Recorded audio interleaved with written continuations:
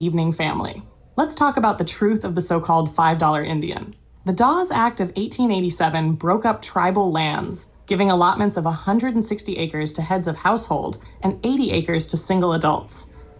But to get land, you had to be listed on the Dawes Rolls, created between 1887 and 1934. These rolls became the government's official record of who is Indian.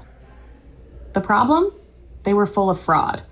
The Dawes Commission was, in their own words, bombarded with fraudulent applicants. The Choctaw Nation admits there was a flurry of fraudulent claims by white people who lied to try and receive allotments. Even the U.S. Supreme Court in Lowe v. Fisher, 1912, said the government had to work to prevent or correct mistakes and to defeat attempts at fraud. Here's where the term $5 Indian comes in. Poor whites, and sometimes other immigrants like Syrians, Lebanese, Italians, and Greeks, paid corrupt officials about $5 under the table to get their names on the rolls. Once in, they and their descendants became Indian on paper, inheriting land, money, and future federal benefits. Meanwhile, the true copper-colored Aboriginal people with coarse or woolly hair were being erased. The Virginia Racial Integrity Act of 1924 forced Indians to be recorded as colored, unless they were nearly white. On the Dawes Rolls, many genuine families were pushed into freedmen categories, while lighter or fraudulent applicants were enrolled as Indian by blood.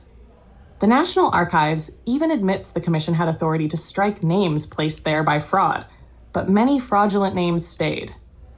And historian Gregory Smithers reminds us, $5 Indians did not represent an isolated case. What we had was simply white people claiming to be Indian.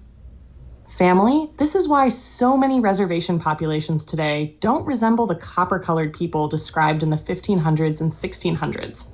The originals were reclassified as Negro or colored, and outsiders bought their way in. So when you hear $5 Indian, remember, it's not just slang. It's the real story of how fraud, bribery, and paper genocide reshaped identity in America, and it's still affecting who gets land, money, and recognition today.